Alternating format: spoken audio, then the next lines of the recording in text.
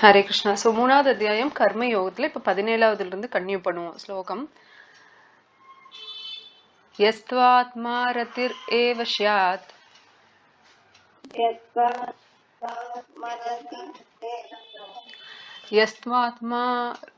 யஸ்த்வாத்மா ரதிரேவ ஸ்யாத் ஆத்மத்ருப்தஸ்ச மானவः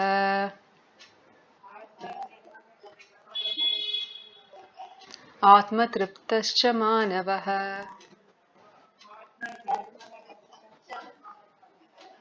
ஆத்மனேயேவ ச சந்துஷ்டஸ்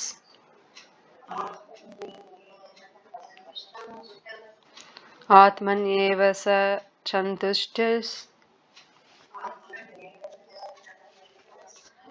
தஸ்ய காரியம் ந வித்யதே தஸ்ய காரியம் ந வித்யதே.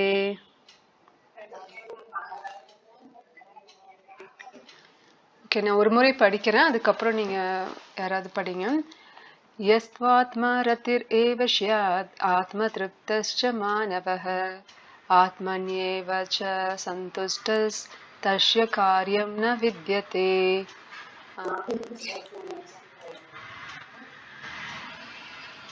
யாரு படிக்கிறீங்க மாதாஜி?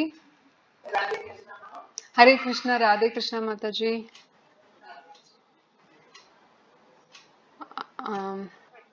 படிங்க. ஜெயலட்சுமி மாதாஜி படிங்க. அடுத்தது செல்வி மாதாஜி வேணா படிக்கட்டும்.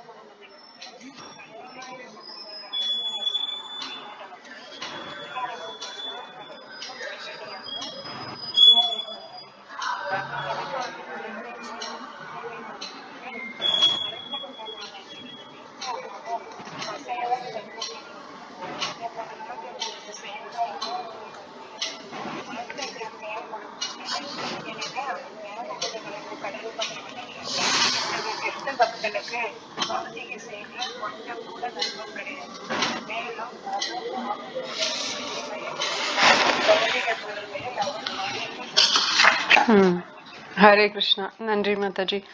ஸோ 16வது ஸ்லோகம் வரைக்கும் நம்ம பார்த்தோம் இல்லைங்களா? கர்ம காண்டால இருந்து கர்ம யோகம் வரைக்கும் எப்படி போகுதுங்கிறத பார்த்தோம். இப்ப 17வது ஸ்லோகத்துல இருந்து 35வது ஸ்லோகம் வரைக்கும் மொத்தம் 43 ஸ்லோகங்கள் இருக்கு இந்த அத்தியாயத்துல. கர்ம யோகம் 3வது அத்தியாயத்துல பகவத்கீதையில. ஸோ 35வது இப்ப இருந்து 35வது ஸ்லோகம் வரைக்கும் நம்ம நிஷ்காம கர்ம யோகால இருந்து எப்படி ஒரு நல்ல உதாரணமா இருக்கணும் அப்படிங்கிறத பார்ப்போம். கண்டிப்பா அர்ஜுனன் முழு தகுதி உடையவன் தான். துறவரம் மேற்கொள்ளணும் அப்படின்னா அவனுக்கு எந்த தடையும் இருக்க வேண்டியது இல்லதான். ஆனா கடமை இருக்கு இல்லையா? அந்த கடமையை விட்டுட்டு துறவரம் போக கூடாது. அவனோட கடமையோட அந்த அந்த டியூட்டி என்னவோ அதை செஞ்சுக்கிட்டு மனதளவுல இருக்கணுமே தவிர எக்ஸ்டர்னலா இருந்துட்டு உள்ளுக்குள்ள நம்ம ஆசபாசங்களை வளர்த்திக்கிட்டே இருக்கும்போது அது உண்மையான துறவரம் ஆகாது. வெளியில எக்ஸ்டர்னலை விட இன்டர்னல் தான் முக்கியம் இங்க. அதான் நிஷ்காம கர்ம யோகாங்கிறத கான்செப்ட்ல நம்ம பார்ப்போம் அது. சோ இப்ப 18வது ஒரு நிமிஷம் 17வது ஸ்லோகம் 18ம் பார்த்துட்டு அப்புறம் நம்ம டிஸ்கஸ் பண்ணிடுவோம். நான் 18 எடுத்துக்கிறேன்.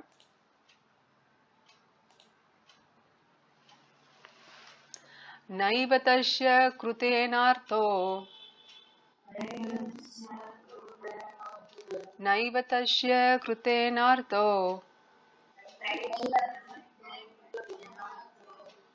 ந கிருதேனேஹ கர்ஷன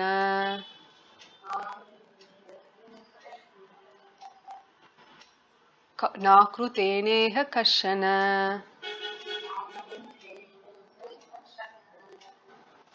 न चास्य सर्वभूतेषु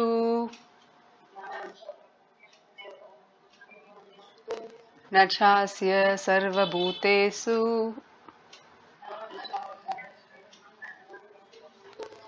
कश्चित् अर्थव्यपाश्रयः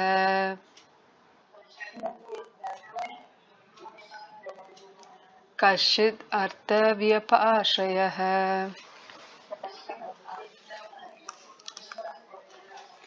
சரி, நான் ஒரு முறை படிக்கிறேன், அதுக்கப்புறம் செல்வி மாதாஜி படிக்குங்க.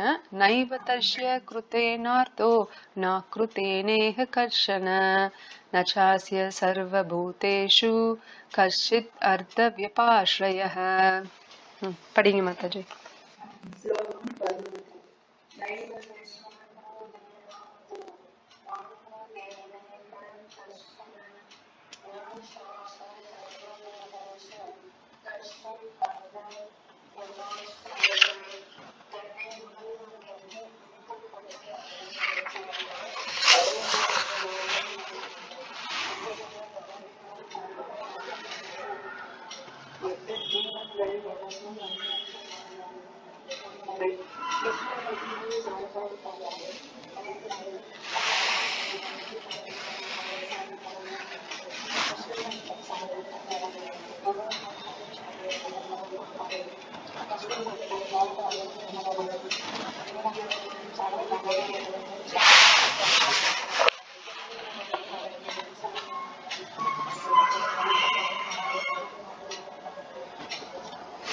ஹரே கிருஷ்ணா. நன்றிங்க மாதாஜி.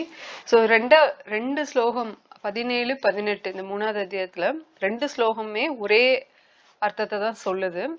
இப்போ 17வது ஸ்லோகத்துல வந்து ஆத்மரதிஹி ஆத்ம திருப்தக, ஸோ இந்த வார்த்தையெல்லாம் நம்ம பார்க்கணும் ஸ்லோகத்துல. ஆத்மரதிஹி அப்படிங்கிறது என்னன்னா, யாரு தன்கிட்டயே இன்பத்தை பாக்குறாங்களோ, ஆத்ம திருப்தக அப்படிங்கிறது யாரு தங்கிட்டயே திருப்தி அடையறாங்களோ அவங்க வந்து எப்படி இருப்பாங்க, ஆத்ம சந்துஷ்டக, அவங்க வந்து அவங்களுக்கு இதை விட வேற எதுவும் தேவை கிடையாது. அவங்க இந்த மாதிரி இருக்கிறவங்க வந்து தன்னிலை உணர்ந்தவங்க அப்படின்னு நம்ம சொல்லலாம். அவங்களுக்கு கண்டிப்பா வந்து பௌதீக ஆசைகள்ங்கிறது எதுவும் இருக்க போறது இல்லை, இல்லைங்களா? அப்படி பௌதீக ஆசை இல்லாதவங்க, தன்னுள்ளேயே ஆத்ம ராமவனா இருக்கிறவங்க, ஆத்ம திருப்தனா இருக்கிறவங்க, ஆத்ம ரதியா இருக்கிறவங்க, இவங்க எல்லாருமே ஒருத்தங்க தான். அவங்க என்ன எதிர்பார்க்கறாங்க அப்படின்னா, அவங்க எதுவுமே எதிர்பார்க்கறது இல்ல. அவங்க வந்து அவங்களுக்கு வந்து எதுவுமே ஆப்ளிகேஷன் கிடையாது, இந்த கடமையை செய்யணும் அந்த மாதிரி ஆப்ளிகேஷன் கிடையாது. மோரோவர் அவங்களுக்கு வந்து ஒரு ருச்சியும் கிடையாது, போய் அப்படி பௌதீக இன்பத்தை வந்து நான் நாடணுங்கிற அந்த ருச்சியும் அவங்க கிட்ட இருக்காது. அதுக்கப்புறம் இப்போ போய் ஒரு வேலை செஞ்சா அதுல ஒரு லாபமோ ஒரு பலனோ வருது அப்படின்னா அதை எதிர்பார்த்தும் இவங்க இல்ல. அப்ப ஒரு வேலை செய்யறதுக்கு உண்டான காரணமே அவங்களுக்கு இல்ல. ஏன் அவங்க செய்யணுங்கிற காரணமே அவங்க கிட்ட கிடையாது. ஏன்னா ஆல்ரெடி அவங்களுக்கு திருப்தி என்ன இருக்கோ அவ்வளவுதான் போதும். இதுக்கு மேல பண்ணணுங்கிற எந்த ஒரு தேவையும் அவங்கக்கிட்ட கிடையாது. அதே மாதிரி அவங்க மத்தவங்களை எதிர்பார்த்து இருக்கணுங்கிற அவசியம் கிடையாது. தேவதாஸ் ஆகட்டும், மத்த ஜீவாத்மாக்கள் ஆகட்டும், யாரையுமே அவங்க சார்ந்தும் கிடையாது. அப்ப அவங்க என்ன முழுக்க முழுக்க கிருஷ்ண உணர்வுல இருக்கும்போது இந்த குவாலிட்டிஸ் எல்லாம் ஆட்டோமேட்டிக்கா வந்துரும். ஆரம்ப நிலையில கிருஷ்ண உணர்வுல இருக்கும்போது இந்த குவாலிட்டிஸ் எல்லாம் இருக்காது. ஆப்வியஸ்லி அதுக்கு வந்து டைம் எடுக்கும். அன்லஸ் நம்ம வந்து ஏற்கனவே போன பிறவைகள்ல கிருஷ்ண பக்தியில ரொம்ப அட்வான்ஸ்டா ரொம்ப முதிர்ச்சி நிலையில இருந்துட்டு அதை முழுக்க நம்மளால கம்ப்ளீட் பண்ண முடியல அப்படிங்கிற பட்சத்துல திருப்பியும் இந்த பிறவி அது எவ்வளவு சொச்சம் இருக்கோ மிச்சம் இருக்கோ அதை முடிக்கிறதுக்காக இந்த பிறவி வந்திருக்கோம் அப்படின்னா அவங்க ஆரம்ப நிலைங்கிறது அவங்களுக்கு கிடையாது. அவங்களுக்கு யாரோ ஒருத்தங்க அந்த கிருஷ்ண உணர்வை ஞாபகப்படுத்தினா உடனே டக்குன்னு பிடிச்சுக்குவாங்க. அதுல இருந்து உடனே ஃபாஸ்டா அவங்களோட கிருஷ்ண உணர்வு பக்திங்கிறது நம்மளால பார்க்க முடியும். அவங்களோட முன்னேற்றம், அவங்களோட ஸ்தானம், எந்த நிலையில இருக்காங்க, இப்போ பகவான் எந்த அளவுக்கு அவங்களுக்கு வந்து அனுகூலமா இருக்காரு. இன்னொன்னு என்னன்னா, 7வது ஸ்கந்தத்துல பகவதத்துல வரும், அனுகூலியமா கிருஷ்ணர் வந்து இருக்கிறாரு அப்படின்னா அவங்க வந்து அந்த அளவுக்கு சத்த குணத்துக்கு வர்றாங்க. இப்போ ஒரு புதுசா அறிவு நம்ம கத்துக்கணும், ஒரு விஷயத்த கத்துக்கணும், அதுக்கு ஓப்பனா இருக்கணும் நம்மளோட மைண்ட் செட் அப்படின்னாலே நம்ம சத்துவ குணத்துக்கு வந்தாதான் அதை பண்ண முடியும். தம குணம் அப்படிங்கிறது சோம்பேறித்தனமான இருக்கிற நிலையில தான் இருக்கும். தம குணத்துல இருக்கும்போது தமோ குணம் வந்து ப்ராமினெண்டா இருக்கும்போது, அதிகமா இருக்கும்போது நம்மளுக்கு எப்படி இருக்கும்னா ஒரு மந்தமா தான் இருக்கும். சோம்பேறித்தனமா, முடிவு எடுக்க தெரியாது, ஒண்ணுமே பண்றதுக்கு பிடிக்காது. அந்த மாதிரிதான் இருக்கும். ரஜகுணம்ங்கிறது வந்து எனக்கு அது ஒரு வெறித்தனமா இருக்கும். நமக்கு இத பண்ணணும், இந்த வெற்றியை அடையணும் அப்படிங்கிற அந்த உத்வேகம் இருந்துட்டே இருக்கும். அதுல கத்துக்கிறதுங்கிறதெல்லாம் இல்ல. எனக்கு என்ன பலன்? ரொம்ப அந்த சுயநல கண்ணோட்டத்தோட இருக்கும் ரஜகுணம். சத்துவ குணத்துக்கு நம்ம வர சொல்லி ஏன் சாஸ்திரம் எப்பவுமே பரிந்துரைக்குது அப்படின்னா, சத்துவ குணத்துல வரக்கு நம்ம முயற்சி பண்ண பண்ண பகவானும் ஹெல்ப் பண்ணுவாரு. நம்ம முயற்சி பண்றோம் அப்படிங்கறத பார்த்தாலே ஹெல்ப் பண்ணுவாரு. மத்தவங்களுக்கு ஏன் பண்றது இல்லைன்னா அவங்க விரும்புறது இல்ல.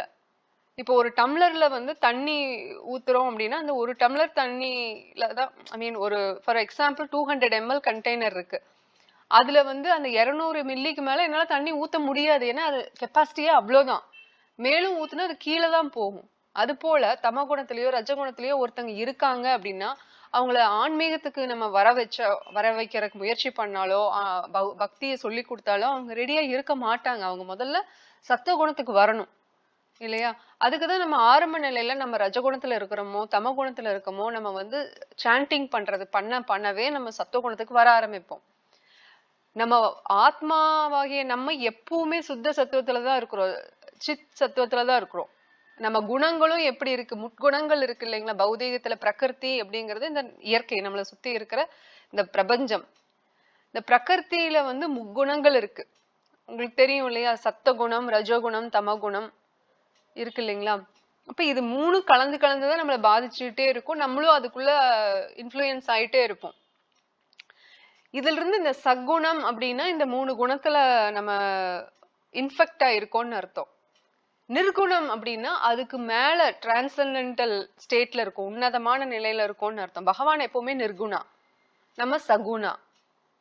நம்ம சகுணால இருந்து நிர்குணாக்கு வரணும் அப்படின்னா நம்ம அந்த ப்ராசஸ் எடுத்துக்கணும். இது ப்ராசஸ் என்ன? பக்தியை பொறுத்த வரைக்கும் பிகினிங்கும் சரி எண்டும் சரி மிடில் ஜேர்னி டிரான்சிஷன் ஒரு ஜேர்னி அல்லது ப்ராசஸ் எல்லாமே பக்தி தான், பக்தி தொண்டு தான். இதுக்கு எண்டு கிடையாதுதான். அப்கோர்ஸ் பக்தியில வந்து எண்டுன்னு எதையுமே சொல்ல முடியாது. பக்திங்கிறது எவர் இன்க்ரீசிங், எவர் க்ரோயிங், ஒரு எவர் லாஸ்டிங். எப்பவுமே அது சந்தோஷத்தை கொடுத்துட்டே இருக்கும் நமக்கு. மேலும் மேலும் அந்த பேரின்பத்தை பேரானந்தத்தை கொடுத்துக்கிட்டே இருக்கிறது தான் பக்தி. சக்கரை பொங்கல் ரொம்ப பிடிக்கும்னு சொல்லிட்டு நம்ம 1 கப் சாப்பிட்றோம், சரி 2 கப்பே சாப்பிட்றோம், அதுக்கு மேல சாப்பிட முடியாது. இனிப்பானதுதான் நமக்கு பிடிச்ச ஃபேவரட் ஃபுட்டு தான். ஆனா அதுக்குன்னு ஒரு லிமிட்டுக்கு மேல நம்ம வயிறு தாங்காது. ஏன்னா நம்ம பௌதீக உடல் நம்ம கிட்ட இருக்கிறதுனால. நம்ம ஆன்மீக மயமான ஆத்மாங்கிறது ஆன்மீகம் சச்சிதானந்தம் அப்படிங்கிறது நம்ம உணர்றதுக்கு டைம் எடுக்கும் தான். ஏன்னா நம்ம உடலையவே சார்ந்து இருந்துட்டோம், நம்ம உடல் தான் நம்மங்கிறது இருக்கிறதுனால நம்ம இவங்க சொல்ற மாதிரி ஆத்ம ரதிகி, ஆத்ம திருப்தக, ஆத்ம சந்துஷ்டக இந்த நிலைக்கு வரணும் அப்படிங்கிறதுக்கு வந்து டைம் எடுக்கும். ஆல்ரெடி வந்துட்டாங்க அப்படின்னா கண்டிப்பா அவங்க நம்ம ஒரு நல்ல ஆச்சாரியார் அந்த மாதிரி ஒரு நிலையில இருப்பாங்க, ஸ்தானத்துல இருப்பாங்க, ஒரு குரு ஸ்தானத்துல இருப்பாங்க. பட் அந்த நிலைக்கு வர்ற வரைக்கும் நம்ம என்ன பண்ணணும் அப்படின்னா ஆன்மீக ஞானம் அறிவை கொண்டு நம்ம முன்னேறிட்டே இருக்கணும் இந்த பாதையில. அதுக்கு வந்து எடுத்தோடனே நம்மளால வர முடியாது அப்படிங்கிற ஒரு பட்சத்துலதான் இப்போ ஒருத்தங்க இருக்காங்க, கிராமத்துல இருக்காங்க, அவங்களுக்கு போய் நான் வந்து ஒரு விஷயம் சொல்லி கொடுக்கணும். எம்ஏ இருக்கு, மாஸ்டர்ஸ் டிகிரிக்கு இருக்கிற விஷயத்த நான் அவங்களுக்கு சொல்லி கொடுக்கணும்னா அவங்களால அது ஏத்துக்கவே முடியாது. அவங்களுக்கு முதல்ல ஒரு அடிப்படையான கல்வியை முதல்ல நான் கொடுக்க ஆரம்பிக்கணும், அதுக்கப்புறம் தான் அடுத்தடுத்து போகணும். அத்வைதம் அப்படின்னு வந்தது. ஏன்னா வேதங்களை வந்து புத்தர் வந்து வேதங்களை மக்கள் தவறா பிராமணர்களாகட்டும் இல்ல அதை சார்ந்தவங்களாகட்டும் வேதம் யாகம் பண்றேன் அப்படிங்கிற பேர் வழியில அதனோட மாமிசத்தை சாப்பிட ஆரம்பிச்சாங்க அப்படின்னு ஒரு காலகட்டம் இருந்தது. அதனால இப்படி வேதத்தினாலதானே நீங்க இதெல்லாம் பண்றீங்கன்னு பகவானே புத்தரா வந்தாரு, ஒரு அவதாரமா வந்தாரு. வந்து வேதங்களையே படிக்க வேண்டாம், நீங்க அதை படிச்சுதாலும் தவறான வழிக்கு போறீங்க, நீங்க படிக்காதீங்க அப்படின்னு ஒரு கொஞ்ச நாளைக்கு படிக்காம வைக்கிறதுக்காக அவர் வந்தாரு புத்தர். மக்கள் என்ன ஆயிட்டாங்கன்னா அதையவே நாஸ்திகமா கருதி நாஸ்திகத்துக்கு வந்துட்டாங்க. இது பிக்ஸ் பண்ணணும் அப்படின்னு சொல்லிட்டு பகவான் என்ன பண்ணாரு, கிருஷ்ணர் சிவபெருமான் கிட்ட சொல்லி இப்ப நீங்க அத்வைத வேதாந்தத்தை போய் சொல்லி கொடுங்க அப்படின்னு அனுப்பிச்சாரு. அத்வைதங்கிறது பக்திக்கு முழுக்க முழுக்க எதிரானது. நாஸ்திகனை விட்டுருங்க, அவங்க ஒன்னும் பண்ணவே முடியாது. அத்வைதம் வந்து ஆன்மீகம் மாதிரியே நம்மள மாய வலையில போட்டு அது பக்தி இல்லாத ஒரு விஷயத்த கத்து கொடுக்கறதா அத்வைதம். இல்ல, ஏன்னா வேதமே வேண்டாம் அப்படின்னு சொல்லிட்டு இருக்கிற மக்களுக்கு ஏதாவது வேத சாஸ்திரத்தை திருப்பியும் ரீஇன்ட்ரடியூஸ் பண்ணி ஆகணுங்கிற கட்டத்துல இருந்ததுனால அத்வைத ஆச்சாரியரை நம்மளுக்கு சங்கராச்சாரியார் அனுப்பிச்சு வச்சாங்க. அப்ப சங்கராச்சாரியார் சிவபெருமானே தான். அப்ப அவருக்கு ஃபர்ஸ்ட் இன்ட்ரெஸ்ட் இல்ல, புராணங்கள்ல சொல்றபடி அவருக்கு இந்த சேவையில இன்ட்ரெஸ்ட் இல்ல. ஆனாலும் எப்படி வந்து பகவான் சொன்னா உடனே மறுப்பு இல்ல, விஷ்ணு அல்லது கிருஷ்ணர் சொன்னா அவருக்கு ஏத்துக்குவாரு. அதனால இப்போ சமுத்திரமந்தன் பாட்கடலை கடையும் போதே கூட தேவி தேவர்கள் யாருமே தயாரா இல்ல. அந்த விஷம் தான் முதல்ல வந்துச்சு பாற்கடலை கடையும் போது, அதை எடுத்துக்கிறதுக்கு யாருமே விருப்பப்படல. கிருஷ்ணாக்கு தெரியும் எந்த சேவை யாருக்கு கொடுக்கணும் அப்படிங்கறதெல்லாம். இந்த மாதிரி கஷ்டமான சேவை பெரிய உத்தம பக்தருக்கு கொடுத்தாதான் அவங்க எதுவும் சொல்லாம செய்வாங்க. சோ சிவபெருமான் கிட்ட சொன்னா உடனே அவரு விஷத்தை குடிச்சாரு. நெஞ்சில பகவான் இருக்கிறதுனால அவர் முழுங்குல கழுத்தோட வச்சுட்டாரு, நீலகண்டன் அப்படின்னு அவரை நம்ம சொல்றோம். சோ அவரு வந்து இந்த சேவை கொடுக்கும்போது பக்தியை எதிர்த்து செய்யற சேவை ஒரு பக்தி சேவை தான், அதுவும் பக்தி சேவை தான். ஏன்னா பகவான் சொல்லிட்டாரு, உயிரை கொல்லக்கூடாதுன்னு சொல்ற இது சாஸ்திரம். மத்த உயிரை நம்ம வாயளவுல கூட நம்ம திட்டக்கூடாதுன்னு சொல்ற சாஸ்திரம். உயிரை கொல்லு, உயிருங்கிறது நான் சொல்றது உடல், உடலை கொல்லுன்னு சொல்லி அர்ஜுனன் கிருஷ்ணரே சொல்றாரு. ஏன்னா பரம் கிறிஸ்தவ நிவர்த்தத்தை, ஒரு ஹையர் தர்மாக்காக, பரோதர்மோக்காக நம்ம வந்து இந்த சின்ன வேலை ஒரு விஷயம் இருக்கு அப்படின்னா ஒரு ஹையர் பர்பஸ்க்காக, ஒரு உயர்ந்த தர்மத்துக்காக சின்ன வேலையில நம்ம செஞ்சுதான் ஆகணும். அது சாஸ்திர ரீதியா பார்த்தா அது எகெயின்ஸ்டா இருந்தாலும், ஆனா பரோதர்மம் சனாதன தர்மம் பகவத தர்மம் படி பார்த்தா தப்பில்ல அப்படின்னு அர்ஜுனனுக்கு. ஏன்னா அந்த நிலையில அர்ஜுனனோட வேலை சத்திரியனா பகைவர்கள் யாருன்னா தர்மவாதிகள் கிடையாது, அதர்மிகள். அதனால கொல்லறதுக்கு கிருஷ்ணரே அனுமதி கொடுக்கிறாரு. அப்ப அத்வைத பிலாசபியை கொடுக்கும் போது அது வந்து எகெயின்ஸ்டா இருந்தது. ராமானுஜாச்சாரியார் அதுக்கப்புறம் தான் இவங்க எல்லாம் வர்றாங்க, நம்மளுக்கு யமுனாச்சாரியார் மாதவாச்சாரியார் இருக்காங்கல்ல, அப்புறம் ராமானுஜாச்சாரியார் இவங்க எல்லாம் வர்றாங்க. அதுக்கப்புறம் தான் நம்மளுக்கு சைத்தன்ய மகாபிரபு வர்றாங்க. அது அப்படியே ரீஃபைன் ஆயிட்டே வருது.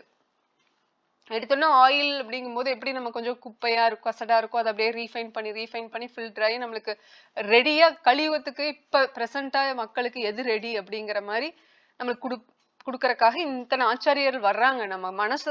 ஏன்னா எடுத்தோடனே அந்த கிராமவாசிக்கு நான் போய் இந்தாங்க எம்ஏ இங்கிலீஷ் லிட்ரேச்சர் சொல்லி கொடுக்குறேன் அப்படின்னு சொன்னா ஏத்துக்கிற அளவுக்கு அவங்க மனப்பக்குவம் இல்லையோ, அது போலதான் மக்கள் அந்த இடத்துல ஒவ்வொரு நிலையில அவங்கள முன்னேற்றணும் அப்படின்னு சொல்லி அவங்கள வந்து கொஞ்சம் கொஞ்சமா புத்தர், அதுக்கப்புறம் இவரு சங்கராச்சாரியார் வந்தாரு, அதுக்கப்புறம் தான் நம்மளுக்கு மதவாச்சாரியார் எல்லாம் வர்றாங்க. இப்ப ராமானுஜாச்சாரியாரு இருக்கிற காலத்துல இவரு யாதவாச்சாரியார்னு ஒருத்தர் இருந்தாரு. அவர் அத்வைதம் சொல்லி கொடுக்குற குரு. அவர்கிட்ட கீழே போய் படிச்சாரு ராமானுஜாச்சாரியார்.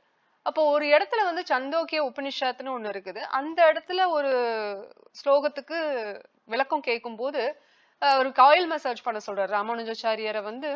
இவரு வந்து யாதவாச்சாரியார் வந்து குரு இல்லையா, அவரு ரொம்ப கர்வம் உள்ள குரு, ஒரு நல்ல ஒரு மனநிலை இல்லை. இந்த மாதிரி டிஸ்கிரைப் பண்ணியிருக்காங்க பாத்தீங்களா, செல்ஃப் ரியலைஸ்டு சோல் அப்படின்னு. அந்த தன்னிலை உணர்ந்தவங்க இல்லையா, தன்னிலை உணர்ந்தவங்க, தன்னுணர்வுக்காக உபயோகித்து தன்னில் மகிழ்ந்து தன்னிலே திருப்தி கொண்டு தன்னில் பூரணமாக இருப்பவன் அப்படின்னு நம்ம படிக்கிறோம் இல்லையா, அந்த நிலையில அவர் இல்ல.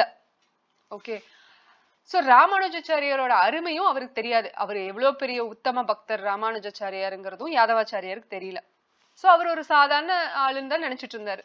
எனக்கு கொஞ்சம் ஆயில் மசாஜ் பண்ணி விடுன்னு சொல்றாரு ஒரு நாள். இவரும் ராமானுஜாச்சாரியாரும் பண்றாரு. அப்ப அந்த சமயத்துல வந்து இவர் அந்த சண்டோக்கிய உபனிஷத்துல இருந்து ஒரு கேள்வி கேட்கிறாரு, இவரும் சொல்றாரு பதில்.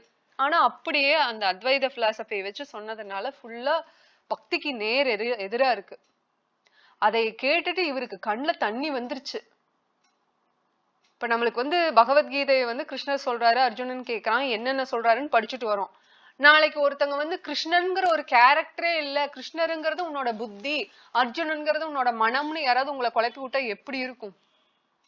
என்ன சம்பந்தமே இல்லாம பேசுறீங்க அப்படின்னு இருக்கும். இன்னும் சொல்ல போனா நீங்க அந்த கிருஷ்ணர் வந்து பகவத்கீதை சொன்ன இடம் குருக்ஷேத்திரம் இருக்கு வட பகுதியில அப்படின்னு சொல்லி நம்ம அங்க போயே ஒரு யாத்திரா போயிட்டு வந்துட்டோம். துவாரகால அவர் ஆண்ட இடம், மதுரால அவர் பிறந்த இடம், பிருந்தாவன்ல அவர் விளையாடின இடம்னு எல்லாத்துக்கும் நம்ம ஒரு யாத்திரா போயிட்டு வந்துட்டோம்னு வச்சுக்கோங்க. அதனோட அந்த ஆர்கியாலஜிக்கல் ஃபேக்ட்ஸ் எல்லாமே அது ப்ரூவனா இருக்கு இல்லையா? அதெல்லாம் நம்ம பார்த்துட்டும் வந்துட்டோம். திடீர்னு ஒருத்தவங்க வந்து இப்படி சொன்னாங்கன்னா நம்ம எப்படி இருக்கும்? நமக்கு நம்ம பக்தியில உன்னத நிலையில போறதுக்கு இன்னும் நம்மளுக்கு நாள் எடுக்கும்னு வச்சுக்கோங்க. அதுக்கே நம்மளுக்கு கோபம் வரும். இப்படி பேசுறாங்களேன்னு ஆதங்கமா இருக்கும், அழுகாச்சா வரும். அப்போ பகவான் அனந்த சேஷனே வந்து பிறக்கிறாரு ராமானுஜாச்சாரியாரா. அவரோட வேலையே தொண்டே நித்தியமும் பகவானுக்கு சேவை செய்யறதுதான். விஷ்ணுக்கு படுக்கையாவே இருக்காரு எப்பவுமே. பிருந்தாவன்ல வந்தா பலராமரா வர்றாரு, ராமருக்கு லக்ஷ்மணனா வர்றாரு. அந்த மாதிரி ஒரு பக்தரை வந்து அவர்கிட்ட பக்திய பத்தி சொல்லாம வேற ஏதோ வியாக்கியானம் சொன்னா அவருக்கு எப்படி இருக்கும்?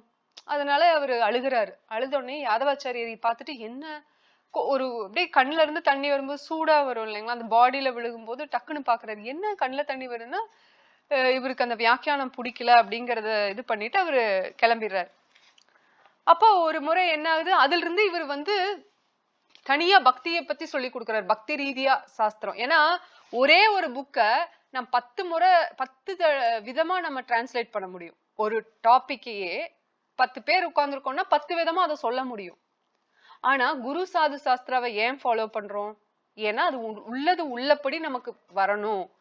மரத்து மேல ஒருத்தங்க கொய்யாப்பழத்தை பறிக்கிறாங்க, அதுக்கு கீழே ஒரு கிளையில ஒருத்தங்க இருக்காங்க, அதுக்கும் கீழே ஒரு கிளையில இருக்காங்க, கீழே தரையில ஒருத்தர் நின்றுட்டு இருக்காங்க. அப்ப பறிச்ச பழம் கரெக்டா வரணும்னா மேல இருந்து தொப்புன்னு கீழே போட்டா அது சேதமாயிடலாம். அப்படிங்கறக்காக ஒவ்வொருத்தரா வழியா கொடுத்துட்டு வந்து நம்ம கையில வாங்கும்போது பழம் எப்படி பறிச்சாங்களோ அதே மாதிரி ஃப்ரெஷ்ஷா எந்த டேமேஜும் இல்லாம நம்ம கைக்கு வரும். மாம்பழத்தை வச்சுக்குவோம், ஏன்னா கொய்யாப்பழத்தை விட மாம்பழம் இன்னும் கொஞ்சம் ருசியா இருக்கும், உதாரணத்துக்கு சொல்றேன். சோ அந்த மாதிரி பகவதம் சாஸ்திரம் எல்லாம் நம்ம கையில வந்திருக்கு குரு சீட பரம்பரை மூலமா. அதை விட்டுட்டு இல்ல நானே தனியா படிக்கிறேன் அப்படிங்கிறது மாயாவாதம். கடவுளும் நானும் ஒண்ணு, பிரம்மனும் நானும் ஒண்ணு, நான் தான் பரபிரம்மமும் நான் தான், பிரம்மமும் நான் தான் சொல்றது, இதெல்லாம் பக்தி வேதாந்தம் பக்தி வியாக்கியானம் ஒத்துக்கவே ஒத்துக்காது. பகவத்கீதையும் சரி பகவதம் சரி இதுக்கு எகெயின்ஸ்ட். ஏன்னா பக்தியா தான் படிக்கணும், பக்தர்கள் மூலியமா தான் படிக்கணும். அப்போ உடனே ராமானுஜாச்சாரியார் வந்து சரி இது செட் ஆகாதுன்னு சொல்லிட்டு அவர் தனியா சொல்லி கொடுக்குறாரு. அப்ப மாணவர்கள் வந்து அவரை நோக்கிதான் போறாங்க. அப்ப யாதவாச்சாரியருக்கு தன்னோட இன்செக்யூரிட்டி தெரியுது, தனக்கு வந்து அந்த நம்மளை விட்டு போயிருவாங்க ராமானுஜாச்சாரியார் பாப்புலர் ஆயிருவாங்க அப்படிங்கிற அந்த இன்செக்யூரிட்டி வருது, பயம் இதெல்லாம். உடனே ஒரு பிளான் பண்றாரு, காசி யாத்திரை கூட்டிட்டு போய் ராமானுஜாச்சாரியார முடிச்சிடலாம் அப்படின்னு சொல்லி கொலை திட்டம் எல்லாம் போடுறாங்க. அங்க இருந்த இவரோட கசின் வந்து இவருக்கு தெரிஞ்சிருச்சு, அந்த கசினுக்கு தெரியுது. உடனே இவருக்கு சொல்லிடுறாரு ராமானுஜாச்சாரியாருக்கு. காசி யாத்திரையும் போயிடுறாங்க. அங்க போய் அவரோட உதவியில தப்பிச்சிடுறாரு. தப்பிச்சு வந்தா நைட்டு நேரம், அப்போ வந்து ஒரு காடு தானே அங்க, அப்ப என்ன டிரான்ஸ்போர்ட்னு ஒண்ணும் இருக்காதே பெருசா. அப்ப இருட்டா இருக்கு, நைட்டு நேரத்துல எங்க போறது ஒண்ணுமே புரியல அவருக்கு, ரூட்டே தெரியல, எங்க இருக்கணும் தெரியல. தப்பிச்சு வரணும்னு ஒரு வழியா வந்துட்டாரு அந்த கூட்டத்துல இருந்து, இருந்தா கொன்றுவாங்க அப்படின்னு. அப்போ இதெல்லாம் லீலைக்காக வர்றது, அவரோட உன்னத தன்மையை காமிக்கிறதுக்காக. அவரை யார கொல்ல முடியும்? பக்தரை கொல்ல முடியுமா? அப்போ அவரு அந்த இடத்துல நிக்கும் போது 2 பேர் வராங்க, ஹஸ்பண்ட் அண்ட் ஒய்ஃப் தம்பதிகள் வர்றாங்க, ஒரு கிராமத்துல இருந்து வர்றாங்க. அந்த மாதிரி இருக்கு.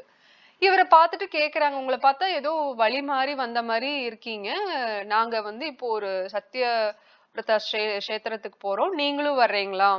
நம்ம எல்லாம் துணைக்கு ஒருத்தருக்கு ஒருத்தர் துணையா இருக்கும் அப்படின்னு சொல்லி கேட்கவும் இவருக்கு ஒரே சந்தோஷம், எப்படியோ இவங்களை புடிச்சிட்டு போனா நம்ம ஏதாவது ஒரு ஊர் போய் சேருவோம் அப்படின்னு சொல்லிட்டு.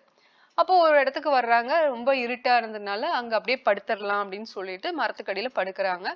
அப்ப அவங்க கேக்குறாங்க அந்த தம்பதி, எங்களுக்கு ரொம்ப தண்ணி தாகம் அடிக்குது, நல்ல தண்ணி எங்கேயாவது இருந்தா கொஞ்சம் குடுக்குறீங்களா கொண்டு வந்துன்னு. இவர் சொல்றாரு, இந்த கும்ம இருட்டுல நான் எங்க போய் கிணத்த தேடுவேன், என்னால இப்ப முடியாது, நான் காலையில உங்களுக்கு பண்ணி தரேன் அப்படின்னு சொல்லுவாரு. படுத்துருவாங்க எல்லாரும். ஆனா இவருக்கு படுத்துட்டு இருக்கும்போது இவருக்கு சங்கடமா இருக்கும். தண்ணி கேட்டு குடுக்க முடியாம இருக்கனே நானு இப்படி அப்படின்னு சொல்லிட்டு அவருக்கு ரொம்ப சங்கடமா இருக்கும். அத அப்படியே நினைச்சுக்கிட்டு தூங்கிருவாரு. தூங்கிட்டு அடுத்த நாள் வந்து எந்திரிச்சு பார்க்கும்போது இந்த கப்பல் இருக்க மாட்டாங்க தம்பதிகள். அப்ப அந்த தம்பதிகள் வந்து எங்க போனாங்கன்னு தெரியாது. வெளிச்சமா இருக்கறனால இவர் தேடி பாப்பாரு. சரி பக்கத்துல ஏதாவது கிணறு இருக்கான்னு பாப்போம்ன்னு பார்த்தா ஒரு கிணறு இருக்கும். அந்த கிணத்துல வந்து கிணத்துக்கு பக்கத்துல ஒருத்தர் இருப்பாரு. அப்புறம் அவர்கிட்ட கேட்பாரு இது என்ன இடம் அப்படின்னு சொன்னோடனே இது காஞ்சிபுரம். இவர் ஆக்சுவலா ஏற்கனவே ஸ்ரீபெரும்புதூர்ல பிறந்து ஒரு கட்டத்துல அவங்க கல்யாணம் ஆனதுக்கு அப்புறம் அப்பா இறந்துருவாரு. அதுக்கப்புறம் வீடு கட்டி காஞ்சிபுரம் போய் அங்கதான் இருப்பாரு. சோ அந்த அப்ப அவர் ஊருக்கே வந்தாச்சு அவரு திருப்பி. அப்புறம் யோசிச்சு பார்க்கும்போது அப்புறம் இது எங்க இடம் இது எந்த இடம்னா வரதராஜ பெருமாள் கோயில் பக்கத்துல இருக்கிற கிணறு அப்படின்னு சொல்லுவாங்க. அந்த ஏரியாவுக்கு வந்திருப்பாரு. அப்போ அவருக்கு வந்து ரொம்ப இது ஆனந்தம் பேரானந்தமா இருக்கும். பகவானும் பகவதியுமே நமக்கு வந்து கருணையோட தரிசனம் கொடுத்து நம்மளுக்கு உதவியும் செஞ்சிருக்காங்க அப்படின்னு அவருக்கு பரவசமா இருக்கும். பக்தி பரவசமா இருக்கும். சரி அவங்க தண்ணி கேட்டதுனால இங்கேயே நான் வந்து அவங்களோட அபிஷேகம் ஆரத்தி இந்த திருமஞ்சனம் திருவாராதனம் சொல்லுவாங்க இல்லையா பிராமணர்கள் பண்பாட்டுல அந்த மாதிரி ஒரு விஷயங்களுக்கு உதவியா அவரு கைங்கரியம் பண்ணணும்னு பக்தி தொண்டுல ஈடுபட்டுட்டு அங்கேயே இருந்துடுறாரு. இப்ப யாதவாச்சாரியாரெல்லாம் காசி யாத்திரையெல்லாம் முடிச்சுட்டு அந்த சமயம் வரதராஜ பெருமாள் கோயிலுக்கு வரும்போது இவரு இங்க வேலை செஞ்சுட்டு இருக்காரு சேவை செஞ்சுட்டு இருக்காரு. அப்போ கேட்கும் போது இது நடந்தது சொல்றாரு இந்த மாதிரின்னு. உடனே இவருக்கு ரொம்ப ஆச்சரியம். என்ன இவரு ஸ்பெஷல் ஆர்ட் இருக்கு அப்படின்னு தெரிஞ்சிருது. சோ அந்த மாதிரி அவங்களுக்கு வந்து இந்த மாதிரி இவங்கெல்லாம் தான் இந்த ஆச்சாரியர்கள் பெரிய பக்தர்கள் உத்தம பக்தர்கள் இவங்களுக்கெல்லாம் தான் இவங்க எந்த வேலையும் செய்யணுங்கிற அவசியம் இல்லை. அவங்க வந்து சும்மா இருக்கலாம். ஏன்னா அவங்க பக்தி தொண்டுல ஈடுபடுறாங்க. ஓகே அப்படி ஆன்மீக புத்திசாலித்தனம் இல்லை அப்படின்னா அவங்க செஞ்சுதான் ஆகணும் கடமைகளை.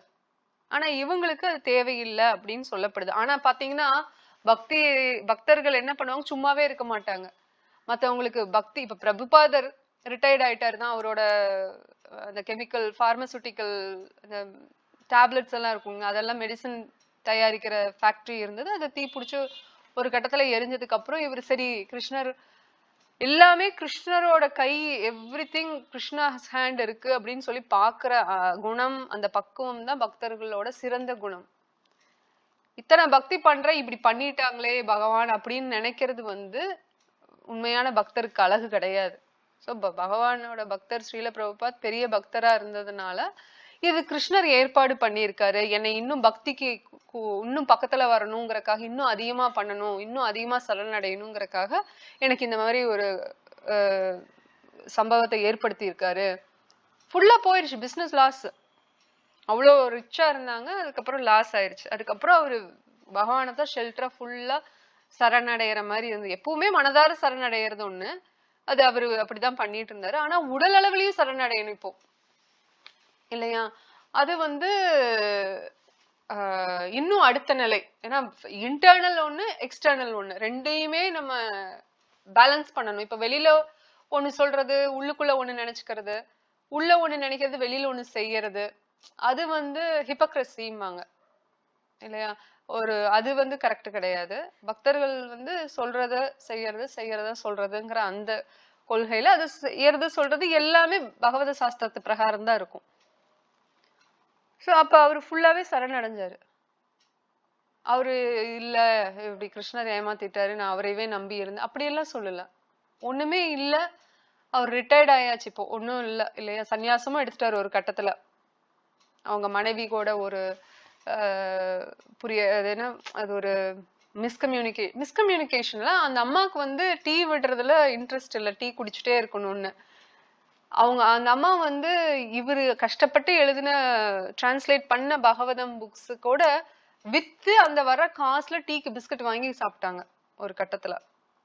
அந்த அளவுக்கு அவங்களுக்கு வந்து டீ மேல ஒரு பற்று கணவனை விட.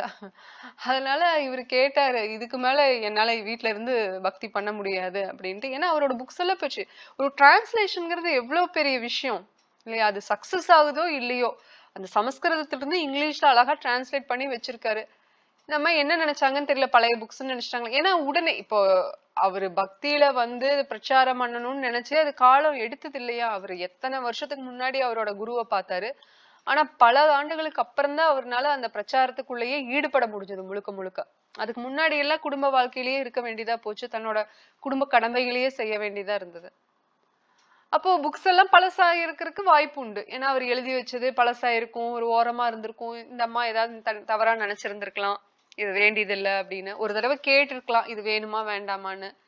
ஆனா அவங்க இது தேவையில்லைன்னு நினைச்சு போட்டாங்க. அது டிரான்ஸ்லேஷன் பண்றது எவ்வளவு கஷ்டம், அவ்வளவு பேப்பர்ஸ் எழுதி. அப்போ இவரோட எய்ம் என்னன்னா எல்லா ஸ்ரீமத் பாகவதம் எல்லா முக்கியமான பக்தி சாஸ்திரத்தை எல்லாம் நம்ம டிரான்ஸ்லேட் பண்ணி வைக்கணும். அதுக்கப்புறம் பப்ளிஷர் யாராவது கிடைச்சா அவங்க மூலியமா, ஏன்னா இவருக்கு காசு கிடையாது அந்த அளவுக்கு பப்ளிஷ் பண்ணணுங்கிற அளவுக்கு. அவரு பேக் டு காட் ஹெட்ங்கிற மேகசின் வந்து எழுதி அதை விற்பாரு. பகவத தரிசனம்னு தமிழ்ல வந்துட்டு இருக்கு இப்போ. பேக் டு காட் ஹெட்னு இங்கிலீஷ்ல வந்துட்டு இருக்கு. அவரு ஆரம்பிச்சப்ப இங்கிலீஷ்ல தான் எழுதினாரு. நிறைய பேர்த்த கவர் பண்ணணும் அப்படிங்கறக்காக இங்கிலீஷ்ல எழுதினாரு. ஏன்னா ஒரு லாங்குவேஜ் ஹிந்தி இல்ல தமிழ் அப்படிங்கும்போது ஒரு குரூப் ஆஃப் பீப்புளை தான் அடையும். ஆனா ஆங்கிலம் அப்படிங்கும் போது பல பேர்த்த சென்றடையும் அது இல்லைங்களா? அதனால அப்பவே இத அந்த மாதிரி ஒரு கொள்கையில அது பண்ணாரு. அதை வித்து வர்ற காசை தான் திருப்பியும் போய் அடுத்த பிரிண்ட் எடுக்க முடியும். அந்த அளவுக்கு தான் அவர்கிட்ட அவரோட நிலைமை இருந்தது. ஸ்பான்சருக்கோ உதவி செய்யறக்கோ யாரும் கிடையாது. அந்த பிரிண்டிங்காரங்க ஏதோ ஹெல்ப் பண்ணிட்டு இருந்தாங்க, காசு பேலன்ஸ் வச்சாலும் சரி அட்ஜஸ்ட் பண்ணிட்டு இருந்தாங்க. சோ இந்த நிலையில இந்த அம்மா இப்படி பண்ணவும் இதுக்கு மேல எனக்கு இது செட் ஆகாதுன்னு சொல்லிட்டு, உனக்கு டீ முக்கியமா நான் முக்கியமான்னு கேட்டோன்னு டீ தான் அப்படின்ட்டாங்க. அவரு விட்டுட்டு போயிட்டாரு. குடும்பமே வேணாம்னு சன்னியாசம் எடுத்துட்டு போயிட்டாரு. அப்ப அவர் ரிட்டையர்டா. அப்ப அவரு வந்து பக்தி எல்லாம் பண்ணணுங்கிறது இல்ல. அந்த அம்மா கிண்டலுக்கு சொன்னாங்களோ சீரியஸா சொன்னாங்களோ அது அந்த அது எப்படி சொல்றதுன்னா அப்ரோப்ரியேட்னஸ் கிடையாது அந்த இடத்துல. அவர் இதுதான் சரியான சமயம், இதுக்கு மேல நம்ம இருந்தோம்னா நம்மளால பக்தி பிரச்சாரம் பண்ண முடியாது, இவங்க டீயை விட மாட்டேங்கிறாங்க, சரி இவங்களுக்கு டீயவே வச்சுக்கிட்டோம், நம்ம போய் பக்திய வந்து மத்தவங்களுக்கு கொடுப்போம்னு சொல்லிட்டு கிளம்பிட்டாரு. கிளம்பி பிருந்தாவன்ல ராதா கோபிநாத் டெம்பிள் அந்த மாதிரி ஒரு பிருந்தாவன் டெம்பிள்ல சின்னதா ஒரு ரூம்ல ரொம்ப கஷ்டப்பட்டாரு தான். ஃபேன்சியால அவர் பிரபுபாதர் வந்து எல்லா ஃபாரின் போயிட்டு அங்கெல்லாம் அவரை மதிச்சு, இங்க யாருமே அவரை மதிக்கல, அவர் சொன்னதை யாருமே ஏத்துக்கல. இந்தியா புனித பூமி, இங்க இருக்கிறவங்க புண்ணியம் பண்ணவங்க, இத்தனை விஷயங்கள் நல்ல ஒரு விஷயங்கள் இருந்துமே ஏத்துக்கல அவரோட பக்தி பிரச்சாரத்தை. அப்புறம் அங்க போய் தான் பண்ணாரு. அவங்க எல்லாம் ஏத்துக்கிட்டு அவருக்கு எப்படி கொடுத்தாங்க, ரோல்ஸ் ராய்ஸ், இந்த என்னது பெரிய பெரிய ஃபேன்சியான ரூம்ஸ், அவருக்கு தேவையானது எல்லாமே ஆப்புலண்டா ஒரு ஐஸ்வர்யத்துல இருந்தாரு அவரு, குருவா இருந்தாலுமே. இப்போ ஒரு தடவை கேக்குறாங்க, இவ்வளவு பெரிய கார்ல வர்றீங்க, நீங்க குருன்னா நீங்க சன்னியாசின்னா எல்லாத்தையும் திறந்தவங்க தானேன்னா அவர் சொல்றாரு, கிருஷ்ணர் தங்க தேர்லயே வந்தாரு, நான் அவருக்கு சேவை பண்றேன், நான் அப்ப என்ன எதுல வரணும்? குருக்கு என்ன வேணா பண்ணுவாங்க சிஷ்யங்க, அதுதான் உண்மையான சிஷ்யங்க, அவங்க பண்றதுனால நான் ஏத்துக்கிறேன், ஏன்னா நான் கிருஷ்ண சேவை பண்ணிட்டு இருக்கேன், அதுல ஒண்ணும் தப்பு இல்லை அப்படிம்பாரு. ஒரு முறை ஒரு சூட்கேஸ்ல வந்து ஒரு 25 லட்சம் சம்திங் லைக் தட் ஒரு குரு கிட்ட போய் கொடுத்துருக்காங்க. அவரு வந்து பக்தியில இல்ல, ஆன்மீக குரு. ஆனா அவங்க கிட்ட கொடுத்தோனையும் நான் எல்லாத்தையும் திறந்து இருக்கிறேன், துறவரம் எடுத்துக்கிட்டேன், அதனால எனக்கு இது வேண்டாம் அப்படின்ட்டாரு. அப்ப இவர்கிட்ட வந்து பிரபுபாதர் கிட்ட சொல்லும் போது இவரு, நான் ஏத்துக்கிறேன், ஏன்னா எல்லா பணமும் கிருஷ்ணரோட சேவையில நான் ஈடுபடுத்துவேன், அது எனக்கு தெரியும் எப்படி பண்றதுன்னு, இதுதான் புத்தி யோகம். நான் வேலை செஞ்சேன்னா அந்த வேலை மேலையும் பற்று இருக்காது, அது வர பலன்களையும் நான் பகவானுக்கு விட்டுருவேன், அது எதா இருந்தாலும் சரி. அதுதான் நிஷ்காம கர்ம யோகம் நம்ம படிச்சுட்டு இருக்கிறது.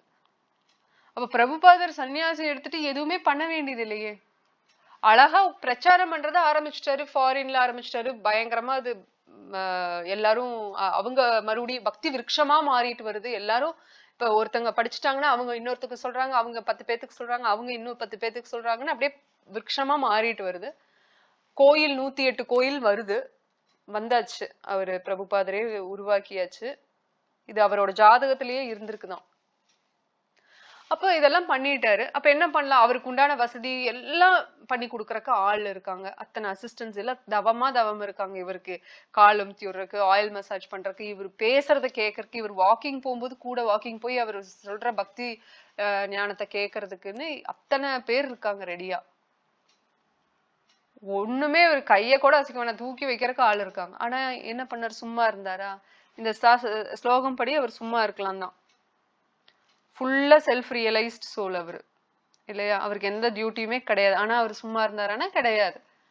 முழுக்க முழுக்க தன்னையோட கடைசி மூச்சு வரைக்கும் அவர் பக்தி தொண்டுல தான் இருந்தாரு. யூடியூப்ல இருக்கும் அவரோட கடைசியா கொடுத்த டிக்டே. அவர் படுத்த மரண படுக்கையில படுத்தாச்சு. ஆனா அவர் என்ன பண்ணாருன்னா அந்த டேப் ரெக்கார்டர்ல பகவதம்க்கு டிரான்ஸ்லேஷன் பண்ணிட்டு இருக்காரு. எப்படி சொல்றதுன்னா இது ஆடியோ மெசேஜ் கொடுத்தா அதை வச்சு இவங்க டைப் பண்ணி அதை பிரிண்ட் போட்டுக்கிறது. ஏன்னா அவர் ஒரு கட்டத்துக்கு மேல அவருக்கு உடம்புக்கு முடியல அப்படிங்கும் போது அவரால் எழுத முடியாது, டிக்டேட் பண்ண முடியாது இல்லையா உட்காந்து. அதனால படுத்துக்கிட்டே பண்ணாரு அந்த வேலையை. கடைசியில எல்லாம் அவரு எதுவுமே சாப்பிடல, சம்திங் மோர் அந்த மாதிரி தான் ஏதோ குடிச்சாரு. அந்த மாதிரி ரொம்ப ரொம்ப ஃபாஸ்டிங்ல தான் இருந்த விரதம் இருந்துட்டு அப்ப சொன்னாரு, நான் போனாலும் வாப்பு வாணின்னு சொல்லுவாங்க. வாப்பு அப்படிங்கிறது குருக்கு வந்து நேரடியா சேவை செய்யறது. வாணி அப்படிங்கிறது அவரு சொல்லி கொடுத்தது பிரகாரம் நம்ம நடந்து அவருக்கு சேவை செய்யறது. நான் இல்லைனாலும் இந்த லோகத்துல என்னோட புக்ஸ் வந்து அழியாது, அதுக்கு எப்பவுமே அழிவு கிடையாது அப்படின்னு சொன்னாரு. அது மூலியமா நீங்க பக்தியை கண்டினியூ பண்ணுங்க, ஒத்துமையா இருந்து கண்டினியூ பண்ணுங்க அப்படின்னு சொன்னாரு. சோ இப்போ இந்த மாதிரி ஆச்சாரியர் எல்லாம் பார்க்கும்போது இவங்க ஏன் பக்தி தோண்டுதான் அவங்க வேலையை முடிச்சிட்டாங்களே, ஏன் இன்னும் ஈடுபடுறாங்க அதுல அப்படின்னா, அதுலதான் பேரானந்தம். ஒவ்வொரு ஆத்மாக்கும் பேரானந்தத்தை தர்றது வந்து பக்தி தான். நான் சொன்ன மாதிரி ஒரு கப் சக்கரை பொங்கல் இல்ல 2 கப்பே சாப்பிடுங்க, இல்ல ஒரு 3 கப்பே சாப்பிட்டாலும் அதுக்கு மேல நம்மளால திகட்டிரும் முடியாது. ஏன்னா உடலுக்கு ஆனந்தம்ங்கிறது கொஞ்சம் தான் ஏத்துக்க முடியும். ஒரு சைக்காலஜிக்கல் டெஸ்ட் வச்சாங்க, ஒரு மனுஷனால அதிகமான துக்கத்தையும் சரி அதிகமான சந்தோஷத்தையும் சரி ஏத்துக்க முடியாது அப்படின்னு. அதை தாங்கிக்க முடியாது. அவனுக்கு எப்படி ரியாக்ட் பண்றதுன்னு தெரியாது, பைத்தியமாட்ட ஆயிடுவாங்க. ரெண்டு சூழ்நிலையிலுமே, இந்த எக்ஸ்ட்ரீம்னாலும் சரி அந்த எக்ஸ்ட்ரீம்னாலும் சரி. ரொம்ப சந்தோஷம் வந்ததுனால அவங்கனால என்ன பண்றதுன்னு தெரியாது, ரொம்ப துக்கம்னாலும் மயக்கம் போட்டுருவாங்க. இப்ப இங்க ரீசெண்டா பக்கத்துல ஒரு இடத்துல வந்து ஒரு மர்டர் நடந்தது. கூட இருந்த மனைவி வந்து அந்த ட்ராஜடி பார்த்துட்டு அவங்களோட கணவனை இப்படி பண்ணிட்டாங்க அப்படின்னு சொல்லி அதை பார்த்துட்டு அங்கேயே மயக்கம் போட்டு விழுந்துட்டாங்க. ஏன்னா அவ்வளவு அளவுக்கு அது ஒரு டீப்பான ஒரு விஷயம் இல்லைங்களா, ஒரு ஹார்ட் பிரேக்கிங் விஷயம். அது அவங்கனால தாங்கிக்க முடியல, மயக்கம் போட்டு விழுந்துட்டாங்க.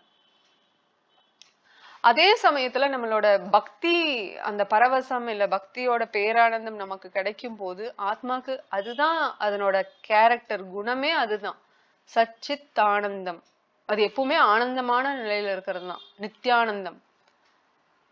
ஆனா பௌதிக ரீதியா பார்த்தா நம்மளுக்கு எல்லாமே லிமிட்டடா தான் இருக்கும்.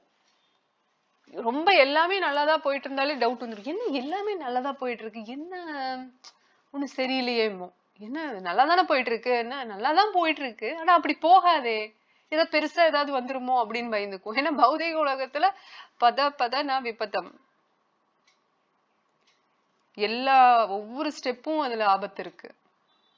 துக்காலயம் அசாஸ்வதம், துக்கம் நிறைஞ்ச ஆலயம், திருப்தியே நம்மளுக்கு இருக்காது. ஒரு விஷயம் கிடைச்சதுன்னா அடுத்த விஷயம், அந்த விஷயம் கிடைச்சதுன்னா இன்னும் அடுத்த விஷயம்னு சொல்லிட்டு நம்ம போய்கிட்டே இருப்போம், ஒரு விஷயத்த நாடி நாடி போய்கிட்டே இருப்போம். சோ இதுதான் 17, 18. சோ நம்ம என்ன பண்ணணும் அப்படின்னா, நம்மளுக்கு அந்த ஆன்மீக புத்திசாலித்தனத்தை வச்சு நம்ம வந்து does not perform prescribed actions with desire. One who has spiritual intelligence doesn't perform prescribed actions with desires, but does them without attachment to results, to set the right example for others. So அவங்க வந்து அது ஒரு டியூட்டியை அவங்க செய்ய தேவையில்லை, அவங்களுக்கு அந்த டிசையரும் இல்லை, அவங்களுக்கு எந்த ஆசையும் கிடையாது. அவங்க அப்படி ஒரு டியூட்டியை செய்யறாங்கன்னா அது அந்த பௌதீக ஆசையோட அவங்க செய்யறது கிடையாது. அது எப்படி அப்படி செய்வாங்க அப்படின்னா, அதுல வர்ற அந்த டியூட்டி, அந்த கடமையை செய்யும் போது வர்ற பலன்கள் மேல எந்த பற்றுதல்களும் இல்லாம செய்யறதுனால அவங்க ஒரு நல்ல உதாரணமா இருக்கணும் அப்படிங்கறதுக்காக அது படி செய்யறாங்க. சோ அதுதான் அந்த 17, 18 ஸ்லோகம். நம்ம 19 பார்ப்போம். ஓகே.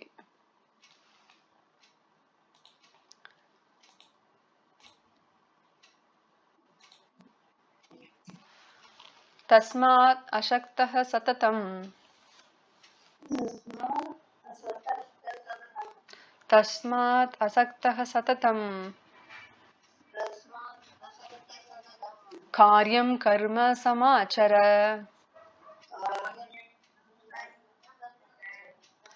कार्यं कर्म समाचर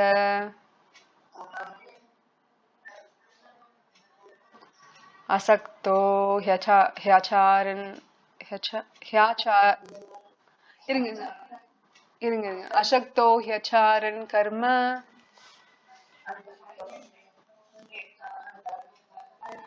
परम आप्नोति पुरुषः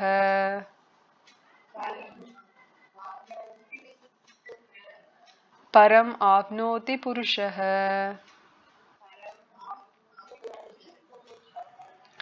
நான் ஒரு முறை படிக்கிறேன், அதுக்கப்புறம் நீங்க படிங்க. तस्मात् अशक्तः सततं कार्यं कर्म समाचर असक्तो ह्यचारन् कर्म परम आप्नोति पुरुषः. ஸோ யாராவது படிக்காதவங்க படிக்கிறீங்களா? ஜெயலட்சுமி மாதாஜி செல்வி மாதாஜியும் படிச்சுட்டாங்க. வேற யாராவது படிக்க விரும்புறீங்களா?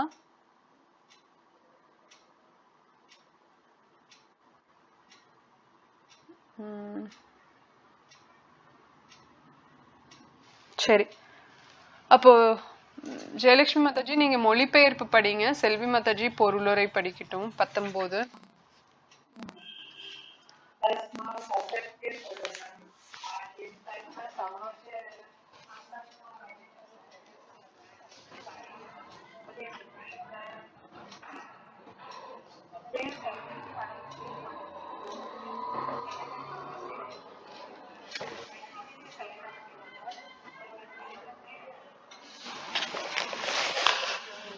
செல்வி படிங்க பொருளுரை.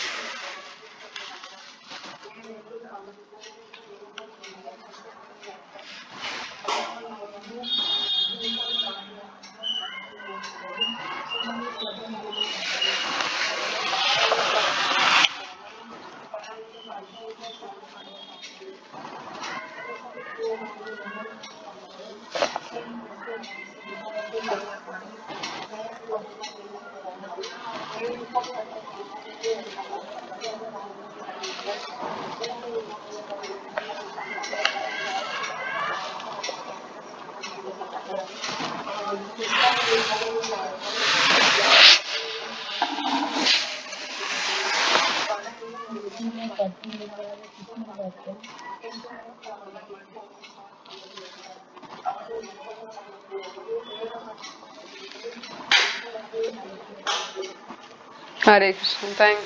தேங்க்ஸ் மாதாஜி. ஸோ இந்த இடத்துல வந்து பரம் ஆப்னோதி பூருஷக அப்படின்ட்டு இருக்கு. இப்ப பரம் அப்படிங்கிறது வந்து பரத்தை குறிக்குது. ஆனா இதுல வந்து யார் அந்த இத பாக்குறாங்கிறத பொறுத்து. இப்ப பிரம்மவாதிகள் வந்து பரம்ங்கிறது வந்து என்ன நினைப்பாங்க? பரபிரம்மம், அது பிரம்மம் தான் நினைப்பாங்க. அது ஒரு ஆள்னு நினைக்க மாட்டாங்க, ஒரு பர்சனாலிட்டின்னு நினைக்க மாட்டாங்க. அது முக்தி அப்படிங்கறத முக்தியா தான் பார்ப்பாங்க, அந்த பரம் அப்படிங்கிற ஒரு பொருளை.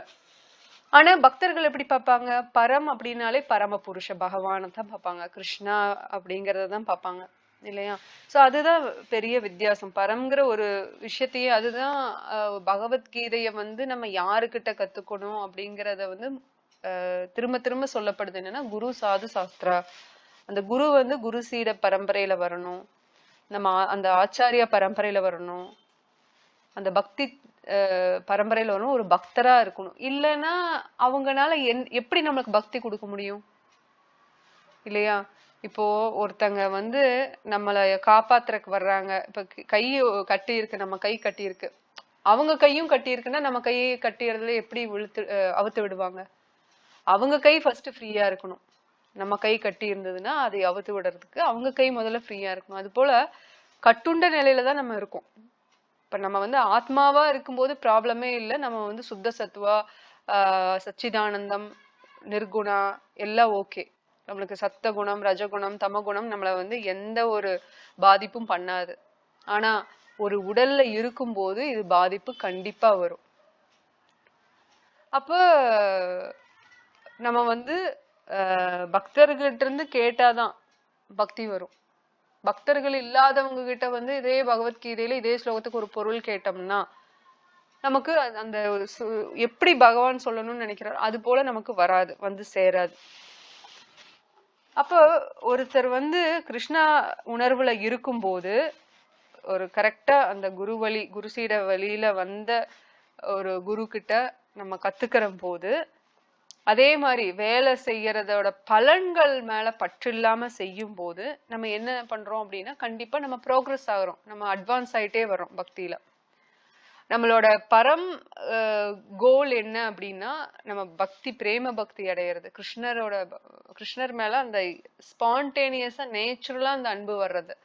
பிரஜவாசிஸ்க்கு எப்படி நேச்சுரலா அந்த அன்பு இருக்கோ, லவ் கிருஷ்ணா மேல இருக்கோ, அந்த போல நம்மளுக்கு வர்றதுதான் வந்து பிரேம பக்தி இல்லையா? சோ நம்ம அதை நோக்கி போறது. அது வந்து இப்போ ஒருத்தங்களுக்கு வந்து வைகுந்தம் போறதுதான் வந்து சுப்ரீம் கோலா இருக்கலாம் லைஃப்ல. ஒருத்தங்களுக்கு பிரம்ம ஜோதியில போய் ஐக்கியமாகிறது, பிரம்மம் கூட ஐக்கியமாகிறது தான் கோலா இருக்கலாம். ஆனா பக்தர்களுக்கு வந்து வைகுந்தமோ நரகமோ சொர்க்கமோ எதுவுமே அவங்களுக்கு கேட்கறது கிடையாது. உண்மையான பக்தர்கள் அவங்க கேட்கறதெல்லாம் என்ன அப்படின்னா பகவானோட திருப்பாதத்துல எப்பவும் தொண்டு செஞ்சுட்டே இருக்கணும், பக்தர்களோட சங்கத்துல எப்பவும் பகவானோட கதைய கேட்கணும். ஏன்னா பகவானை பத்தி கேட்கும் போது பக்தர்களை பத்தியும் ஆட்டோமேட்டிக்கா கேட்கிறோம் இல்லையா? பரீட்சித் மகாராஜ் சுகதேவ் கோஸ்வாமி கிட்ட ஸ்ரீமத் பகவதம் சொன்னாருல்ல சுகதேவ் கோஸ்வாமி. பரீட்சித் மகாராஜ் வந்து நம்ம அர்ஜுனனோட பேரன் இல்லைங்களா, அபிமன்யுவோட பையன் பரீட்சித். அப்ப அவரு கேள்வி கேட்கும் போது அந்த அதே மாதிரி நைமிஷரண்யால சில ரிஷிஸ் இருப்பாங்க, அவங்க வந்து சூத கோஸ்வாமிங்கிற ஒரு முனிவர்கிட்ட அவங்க கேள்வி கேட்கும் போது கேள்வி கேட்கறவங்கள ஒவ்வொரு முறையும் இந்த பதில் சொல்ல போறவங்க அப்ரிஷியேட் பண்றாங்க. ஏன்னா நீ கேட்கிற கேள்வி ரொம்ப சிறப்பானது, நீ கேட்கிற கேள்வியில கிருஷ்ணர் இருக்காரு, கிருஷ்ணரை பத்தி கேட்கிற, ரொம்ப சிறப்பான விஷயம் இருக்கிறதுலயே. அது போல நீ கேட்கிற கேள்வியில கிருஷ்ணர் மட்டும் இல்ல, அது கிருஷ்ணரை பத்தி பேசும்போது நம்ம கிருஷ்ணரோட பக்தரை பத்தியும் தான் சேர்ந்து பேச போறோம், அது இன்னும் சிறப்பா இருக்கும். அப்ப நீ கேட்ட கேள்வியை நான் ரொம்ப பாராட்டுறேன் அப்படின்னு ஒவ்வொரு முறையும் இதை வந்து அவங்க அப்ரிஷியேட் பண்ணிட்டே இருப்பாங்க. அது அந்த மூடு, அந்த பக்தியோட மூடு வந்து எப்பவுமே எப்படி இருக்கும்னா நம்ம வைகுந்தம் தான் போகணும், கிருஷ்ணலோகம் தான் போகணும்னு இருக்காது. அதாவது உண்மையா நம்ம பக்தியில முதிர்ச்சி பெறும்போது சொல்றேன். ஆரம்ப நிலையில நம்மளோட திங்கிங், ஃபீலிங், வில்லிங் எல்லாமே ஒரு இதாதான் இருக்கும், அந்த பிகினிங் ஸ்டேஜ்ல தான் இருக்கும் இல்லையா? பிகினர்ஸ் எப்படி நினைப்பாங்க அப்படிதான் இருக்கும். முதிர்ச்சி ஆக ஆக எங்க இருந்தா என்ன, எனக்கு இது இருந்தா போதும், கிருஷ்ணர திருப்பாதத்துல தாமர பாதத்துல திருத்தொண்டு செஞ்சுட்டே இருக்கணும், அப்புறம் அவரோட பக்தர்களுக்கு செய்யணும் தொண்டு, பக்தர்களோட தூய பக்தர்களோட சங்கத்துல இருக்கணும், ஹரிக்கதை கேட்கணும், பகவான் பகவதம், பகவத் என்ன பக்தி, பகவான், பக்தர், இது மூணையும் தான் அவங்க விரும்பி விரும்பி கேட்கறது செய்யறது எல்லாமே அப்படிதான் இருப்பாங்க. அப்போ இப்ப பர்சனல் அட்டாச்மெண்ட்னா இப்போ கிருஷ்ணர் என்ன சொல்றாரு, நிஷ்காம கர்மயோகத்தை பத்தி சொல்றாரு இல்லையா? எதுவும் பற்று இல்லாம செய்யி அந்த வேலையை அப்படின்னு சொல்றாரு. ஆனா அர்ஜுனனுக்கு வந்து தான் வந்து ஒரு நல்லவன், நான் வந்து அஹிம்சைவாதி, அதனால நான் இந்த வேலையை செய்ய மாட்டேன், போரிட மாட்டேன், மத்தவங்க மத்தவங்களை நான் கொல்ல மாட்டேன் அப்படிங்கிற எண்ணத்துல இருக்கான். ஆனா கிருஷ்ணர் என்ன சொல்லி கொடுக்குறாரு, இல்ல நிஷ்காம கர்ம யோகம் பண்ணு அப்படின்னு சொல்றாரு. சோ அதுதான் யாருமே பக்தர்கள் எல்லாமே ஃபாலோ பண்ண வேண்டியது என்னன்னா நம்ம கடமையை செய்யறதுல ஸ்டாப் பண்ண போறது கிடையாது. அவங்களுக்கு என்ன கடமை இருக்கோ அதை கரெக்டா செய்யணும். அது கூட அந்த கடமையை செய்யும் போது பற்றுதல் இருக்கக்கூடாது. இப்ப ஏன் வேத காலத்துல வேத சாஸ்திரங்கள்ல எல்லாம் இந்த சம்பிரதாயம் செய்யுங்க, அந்த யாகம் செய்யுங்கன்னு சொல்றாங்க அப்படின்னா, அப்படி செய்யும் போதுதான் நம்ம தூய்மை அடையிறோம். ஏன்னா நிறைய பாவங்கள் செஞ்சிருப்போம், நம்மளுக்கு அது மூலியமா வர்ற பலன்களை அனுபவிச்சுட்டு இருக்கலாம், மேலும் பலன்கள் வரலாம் இல்லையா. பிராரப்த கர்மா, அப்ராரப்த கர்மா நல்லா இருக்குது. கர்மா வந்து முத்தின நிலை, கர்மா பழைய கர்மாவோட வினையை அனுபவிச்சுட்டு இருக்கிற நிலை, பழைய கர்மா வந்து இன்னுமேல் தான் அனுபவிக்க போறோங்கிற நிலை. இந்த எல்லா நிலையுமே பகவானோட பக்தி தொண்டுல சுக்குநூறா போயிரும்னு சொல்லப்படுது, பத்ம புராணத்திலயும் சொல்லப்படுது. சோ அந்த ஹரிநாமம் தான் நமக்கு இப்போ முக்கியமான மருந்தே. என்ன சில பேத்துக்கு அந்த டேஸ்ட் கிடைக்கல அப்படின்னா அட்லீஸ்ட் மருந்து வந்து ஒர்க் ஆகுது ஒர்க் ஆகல அதை பத்தி நீங்க கவலைப்படாதீங்க, ஜஸ்ட் சாப்பிடுங்க. ஏன்னா டாக்டர் சொல்லிட்டாரு, பிடிக்குது பிடிக்கல, கசப்பா இருக்கு இனிப்பா இருக்கு, ஏதோ ஒண்ணு சாப்பிடுங்க சரியாயிரும்னு சொல்லியிருக்காரு. அப்ப என்ன பண்ணுவோம், சாப்பிடுவோம். அது போலதான் ஹரிநாமம் கலி சனாதன உபனிஷத்திலேயே சொல்லியிருக்கு. 5000 வருஷங்களுக்கு முன்னாடி பிரம்மா நாரதர்கிட்ட சொல்றாரு இந்த ஹரே கிருஷ்ணா மகாமந்திரத்தை சொல்லி, கலியோ மக்களுக்கு கதி என்னன்னு கேட்கும் போது நாரதர் அப்ப அவருக்கு பதில் சொல்றாரு பிரம்மர் தன்னோட மகன் நாரதர்கிட்ட, இதுதான் கதி ஹரே கிருஷ்ணா மகாமந்திரத்தை சொல்றது அப்படின்னு சொல்றாரு. அப்ப நம்ம அதை சிம்பிளா ஃபாலோ பண்ணாலே போதும். இனிஷியலா அந்த டேஸ்ட் இல்லாட்டி கூட, அந்த ருச்சி இல்லாட்டி கூட ஹரிநாமத்திலயோ ஹரிபக்தியிலயோ ஹரிகதையிலயோ ருச்சி இல்லாட்டியும் பரவாயில்ல, அதை பண்ணுங்க. எப்படி ஒரு மெடிசனை நம்ம சாப்பிட்றோம், பிடிச்சா சாப்பிட்றோம், நம்மளுக்கு நல்லாகும்னு சொல்றாங்க சாப்பிட்றோம், அந்த ஒரு நம்பிக்கை, அந்த ஸ்ரத்தாவை வச்சுட்டுதான் நம்ம ஆரம்பிக்கிறோம் எந்த ஒரு விஷயத்தையுமே. அது மாதிரிதான் பக்தியும், நம்ம அந்த ஒரு நம்பிக்கை காரணமா பக்தர்களோட சங்கத்துல நம்மளுக்கு வர்ற பக்தி, அதை நம்ம அந்த விதைய வந்து போட்டாச்சு, அவங்க பக்தர் நம்ம இதுல விதைய போட்டாச்சு, குருவோ இல்ல ஒரு பக்தரோ நம்மளுக்கு வந்து அந்த பக்திங்கிற விதைய போடும்போது அதை வளர்த்தணுமே. அதை எப்படி தண்ணி ஊத்தி வளர்த்துறதுன்னா இந்த மாதிரி ஹரிநாமத்தை சொல்லி ஹரிகதையை கேட்டு சாது சங்கம் எடுத்து இப்படிதான் நம்மளால அதை வளர்த்த முடியும் இல்லைங்களா. அப்ப வேற காலத்துல அவங்க அந்த யாகம் பண்ணாங்க, இந்த சம்பிரதாயம் சாஸ்திரம் எல்லாம் ஃபாலோ பண்ணாங்க அப்படின்னா அவங்கள வந்து தூய்மைப்படுத்துறதுக்காக, அடுத்த கட்டத்துக்கு கொண்டு போறதுக்காக அப்படின்னு. அந்த அடுத்த கட்டம்ங்கிறது பக்தி தான். அவங்க வந்து கர்ம காண்டால இருந்து கர்ம யோகா, அதுலயே சக்காம கர்ம யோகா, நிஷ்காம கர்ம யோகா, அப்புறம் ஞான யோகா, அப்புறம் அஷ்டாங்க யோகா, இடையில எல்லாம் ஹத்த யோகான்னு என்னென்னமோ எல்லாம் இருக்கலாம், பட் மெயினான யோகா இதுதான். அப்புறம் லாஸ்ட்ல பக்தி யோகா, இப்படி கொண்டு வர்றது மக்கள். ஏன்னா எடுத்தோடனே அந்த கிராம மக்களுக்கு நான் எம்ஏ சொல்லி கொடுக்க முடியாதுங்கிறதுக்காக ஃபர்ஸ்ட் சொல்லி கொடுக்கறது, அப்புறம் 1 2 சொல்லி கொடுக்கறது, அப்படி அப்படியே கொஞ்சம் கொஞ்சமா அந்த சொல்லி கொடுக்கறத அதிகப்படுத்துறது. அந்த மாதிரிதான் இதுவும் அந்த யோகா லேடர்லயே கொஞ்சம் கொஞ்சமா தான் அதிகப்படுத்த முடியும். பட் பக்தர்களுக்கு வந்து பக்தர்களோட சங்கம் ஒருத்தர் கிடைக்குது, அந்த பக்திங்கிற விதை பீஜம், அந்த பீஜம் நம்மளுக்கு கிடைச்சிருச்சுனாலே நம்ம அவங்க சொல்றபடி கேட்டு நடந்தா போதும். ஒரு டாக்டர் சொல்றபடி ஒரு பேஷண்ட் கேட்டு நடந்தா எப்படி அவங்களுக்கு குணமாகுதோ அது போல ஒரு நல்ல டாக்டர் சொல்றேன், மோசமான டாக்டர்கிட்ட போய் அவர் சொல்றது எதுவுமே நடக்கலைங்க, மருந்து கேட்கலன்னு சொல்லாதீங்க. பட் ஒரு நல்ல டாக்டர், உதாரணத்துக்கு சொல்றேன், நல்ல டாக்டர் நல்ல மருந்து கொடுக்குறாங்கன்னு வச்சுக்குவோம், அப்ப நம்ம கேட்போம் இல்லையா, அந்த மாதிரிதான். சோ நம்ம வந்து இப்போ Krishna conscious person acts only on behalf of Krishna and has no attachment to the results, engages in all kinds of activities but is completely unattached. இப்போ கிருஷ்ணா உணர்வுல இருக்கிறவங்க பார்த்தா எல்லாமே செய்யற மாதிரி இருக்கும். இவங்க என்ன இன்ஜினியருங்கிறாங்க, பக்தர்னு சொன்னா அவங்க வீட்டுல இருக்கணும், இல்லைன்னா ஒரு விருந்தாவன் மாயாப்பூர் இல்ல ஒரு துவாரகாய் இல்ல ஏதோ ஒரு பத்ரிநாத் அந்த மாதிரி ஒரு ஊருக்கு போய் அங்கேயே செட்டில் ஆகி ஹரித்வார்ல அந்த மாதிரி போய் ஹரிநாமத்தை சொல்லிட்டு அங்கேயே இருக்கணுமே. இவங்க என்ன இப்படி லோக்கல் சிட்டில பைக்ல போயிட்டு வந்துட்டு வேலையை பார்த்துட்டு இருக்காங்கன்னா, கிருஷ்ண உணர்வுல இருக்கிறவங்க வந்து எது செஞ்சாலும் பகவானை மையமா வச்சுட்டு செய்யறதுனாலையும் பகவானுக்காக செய்யறதுனாலையும் அவங்களுக்கு அந்த பலன் வேலை செய்யற பலன்கள் மேல பற்று இல்லாதனாலையும் அவங்க வந்து ஃபுல்லாவே பற்றின்மையோட இருக்கிறதுனால அவங்க பக்தர்களா இருக்காங்க. அவங்களுக்கு எந்த ஒரு தாக்கமும் இருக்க போறதில்ல. நல்லது கெட்டது பாவம் புண்ணியம்ங்கிற எந்த கணக்குமே அவங்களுக்கு வராது. எல்லாமே பக்தி ரீதியா பக்தி மூலியமா கிருஷ்ணர் மூலியமா தான் வருமே தவிர, அது எது வந்தாலுமே அது கிருஷ்ணர்கிட்ட இன்னும் நம்மள நெருங்கணும் அப்படிங்கறக்காக தான் ஒரு சூழ்நிலை வருமே தவிர அதுக்கு ஆப்போசிட்டா எதுவும் நடக்காது அப்படிங்கறதுதான் இது. ஓகேங்களா, சரி இதோட நம்ம முடிச்சுக்குவோம். நாளைக்கு 20வது ஸ்லோகத்துல இருந்து பார்ப்போம். நாளைக்கு வெள்ளிக்கிழமை, ஸோ நாளைக்கு பகவதம் பார்க்கணும். ஸோ நம்ம அடுத்த வாரம் பகவத்கீதை தொடருவோம். பஞ்சா கல்பத்ரூபஷ்ய கிருபா சிந்துபியேவச்ச பதிதானாம் பாவனேபியோ வைஷ்ணவேபியோ நமோ நமக. ஸ்ரீல பிரபுபாத் கி ஜெய், ஸ்ரீமத் பகவத் கி Jai. All glories to devotees. Hare Krishna. ஏதாவது கேள்விகள் இருக்குங்களா?